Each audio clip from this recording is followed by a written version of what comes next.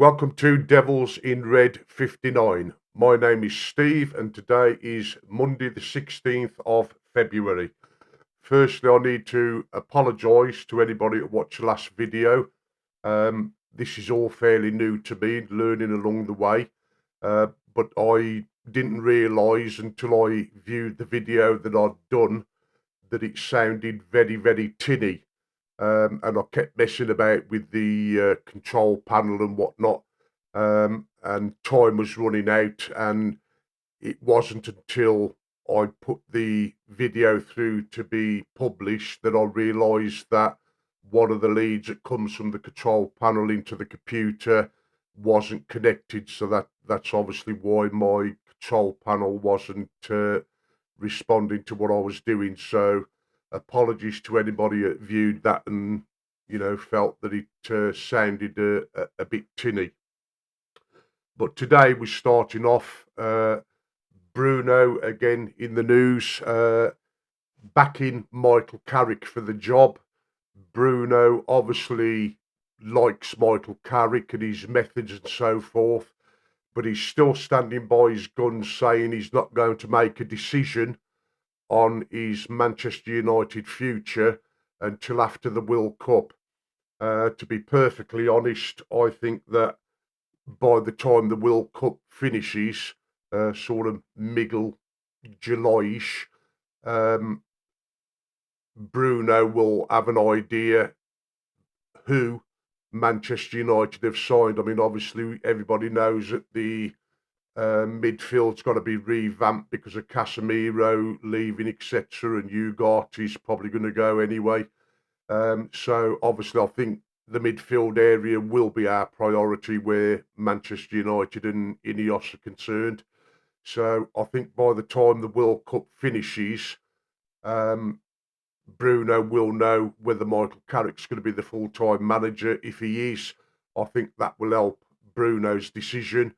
But he obviously wants to know what the vision of the club is because he's been given that many visions by previous managers and obviously Ineos and even the Glazers, sign a new contract and, we're going to bring in top players and this and that. And, they don't fully deliver on what they're probably telling Bruno they're going to do. So the big risk factor really for Bruno is the fact that he's 31 years of age currently. Uh, he's probably got 4 years of good playing career left in him as a number 10. And obviously, he's won the FA Cup and Carabao Cup, etc. But, his main target was always to win the Premiership and obviously to win the Champions League. Now, after the World Cup, if Michael Carrick has been appointed, um, depends on what signings have been made then, before he sits down with the board and discusses his future.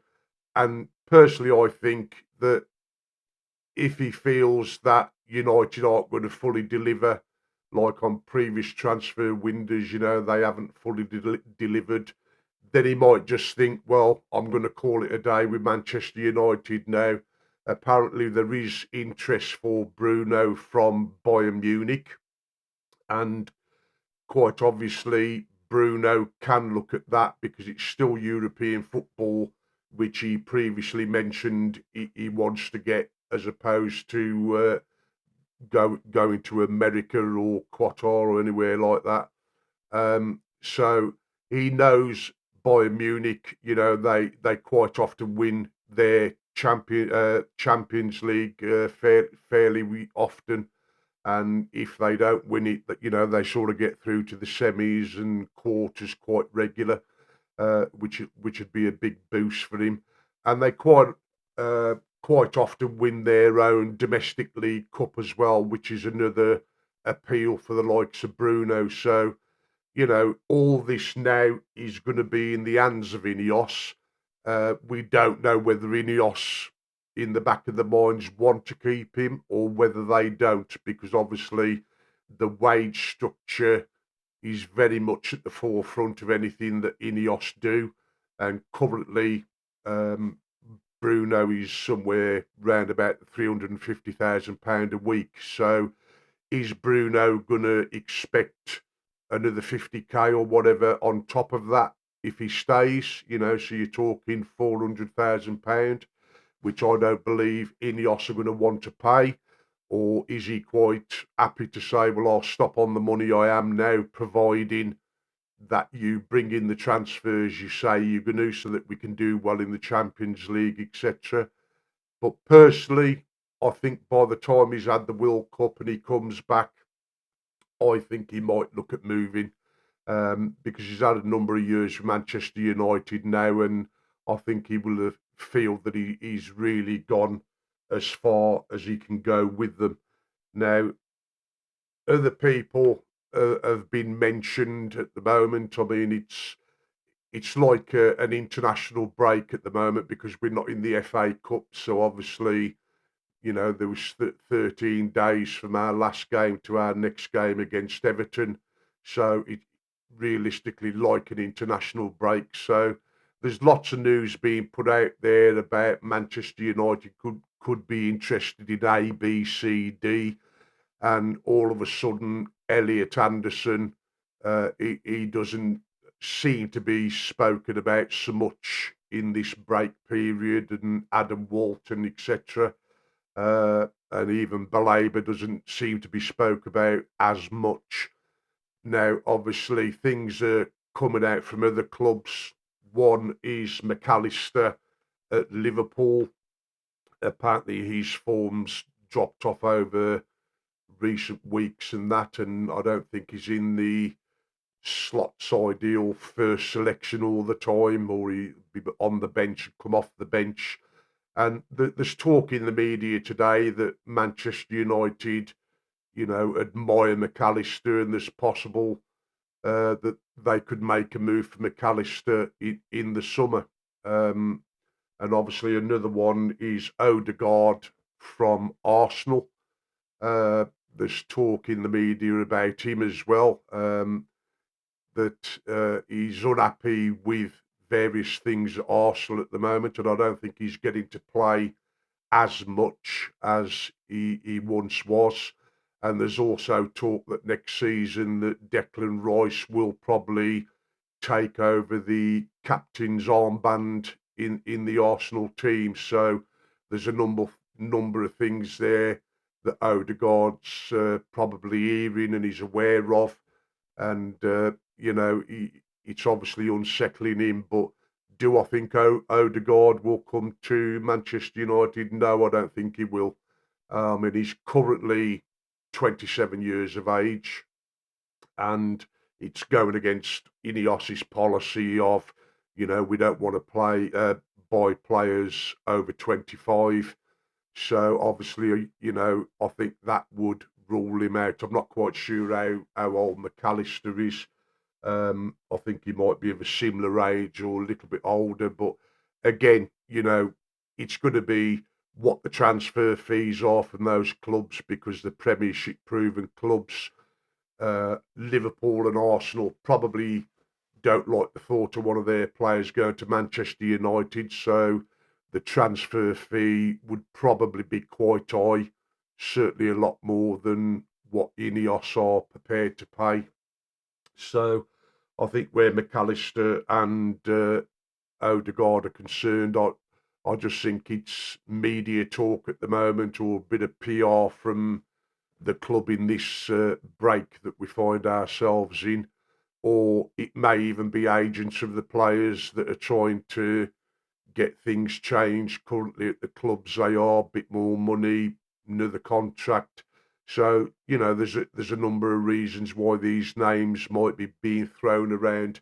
I mean, I heard the other day that Onana from Aston Villa, um, he was on the radar of Manchester United because they look at him as a good replacement for Casemiro, which, in many respects, I think he would be, because when you look at Casemiro, going forward, and his heading ability and what he brings in the opponent's 6-yard box and the goals he scored, I think Onana is probably one of the best holding midfielders out there that comes close to being like Casemiro, where he can go up and grab us a goal with his head. So that might be one just to keep an eye on. Um, Obviously, with the manager situation, I know we've touched on that by saying that Bruno backs Carrick for the job, and indirectly, I think Bruno's sort of saying, well, if he don't get the job, I ain't going to stop anyway, sort of attitude. But, we'll have to wait and see on that one. But he's certainly in the frame, and I've heard today that the bookies have got Michael Carrick as odds-on favourite for the job. And I think as long as he carries on getting results and gets us that Champions League spot, I think there's every chance that Michael Carrick will get the job. And as we've mentioned before, he's already in place. He's got his backroom staff and training staff in place, which obviously, from Ineos's point of view, they'll love that because they think it ain't going to cost us no more money to keep them on. And Emery, the manager at Aston Villa United today, have sort of written him out of any approach because they realise that Emery's got about 3 years left on his contract, and he would probably cost us excess of about 20 million to buy him out that contract and bring him to Manchester United. But I don't think Emery would fancy coming to United at the moment under our current regime, with the way things run. Maybe, in a few years' time, if the ownership maybe changes or the current ownership prove that they're on the right track and they're doing things a lot better, then Emery might consider it, should they ever go back in for him. Manchester United, they want to bring people in as cheap as possible or for no money. And when you look at De Zerbi, that's a free agent, Southgate, Glasner will be a free agent at the end of the season, and I believe the Bournemouth manager is also a free agent at the end of the season. So Ineos know them type of managers. They can bring them in for no money, and that really excites Ineos, that they can do things without costing money or not having to spend too much money. But as I say, personally, as I've said before, and a lot of other people in the bookies are now starting to think that Michael Carrick will get the job. But I know it's only the 16th of February, and it is too early to say at the moment that as to whether Carrick should get the job or not. It's going to be April, beginning of May, but I think it'll be beneficial, certainly to Bruno, if the club announce prior to him going off to World Cup who's going to be the club manager for the future. And if it is Carrick, all well and good from Bruno's side.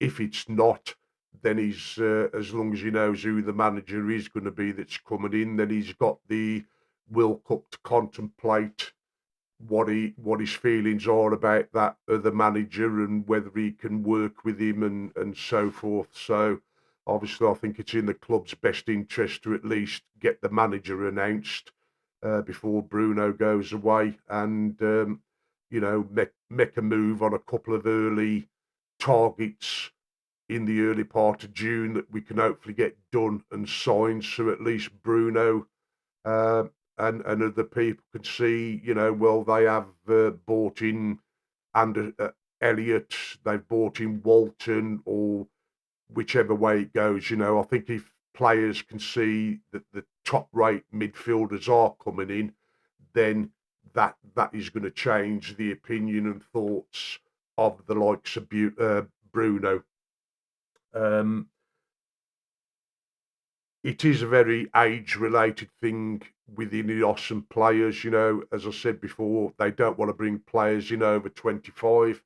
I think they will go big on our midfield, two big names, and they'll possibly bring in a third one, either from another club that's cheap, or, they'll look at bringing through academy players. Um, there's talks of left back and right back and so forth.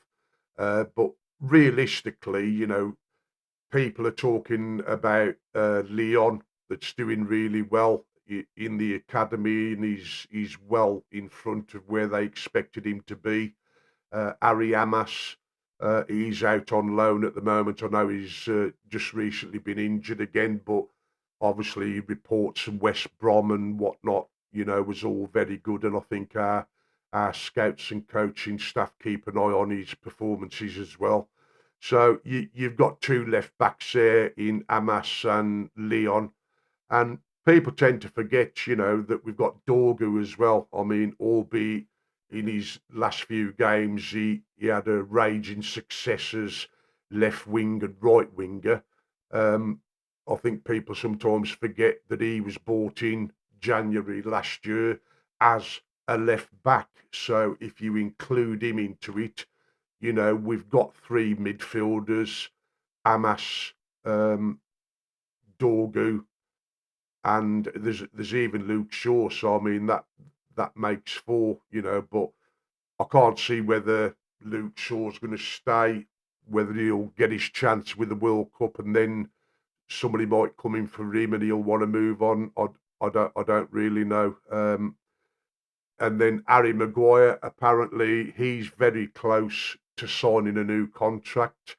I don't know what the details of that contract are, but I would imagine it's probably maybe a 12 months extension.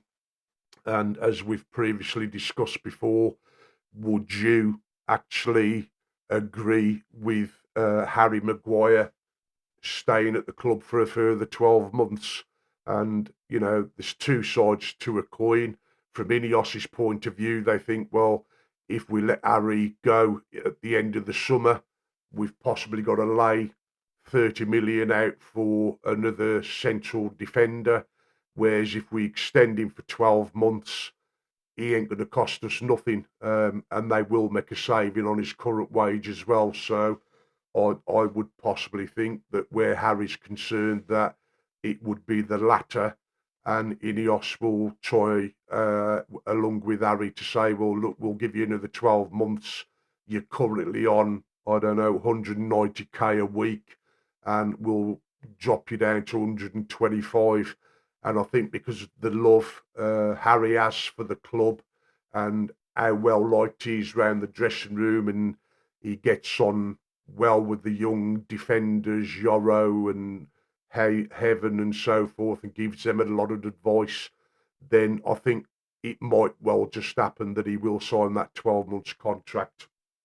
So realistically, that is pretty much the news that is going around today.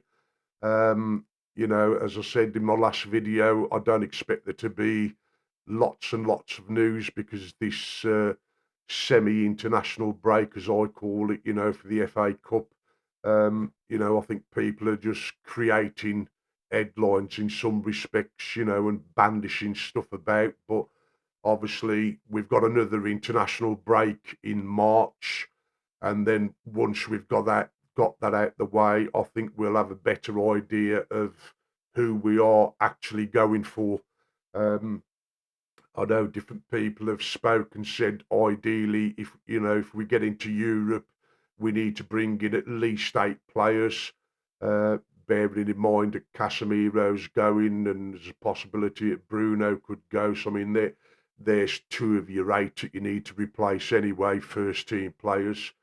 But I realistically can't see Ineos, especially with it being the World Cup year, being able to bring in 6 to 8 players. I mean, we only bought in, was it 5 last season, and we had a straight run really throughout the summer to be able to do the deals.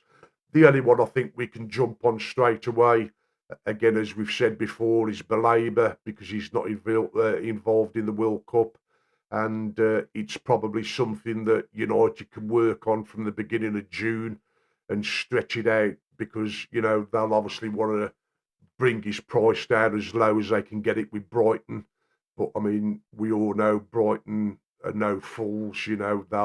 they'll string it out as long as United want to string it out, really. But that is something we'll have to wait and see. But as I say, thank you to everybody that tunes in and watches my videos. Please smash a like and get into the comments.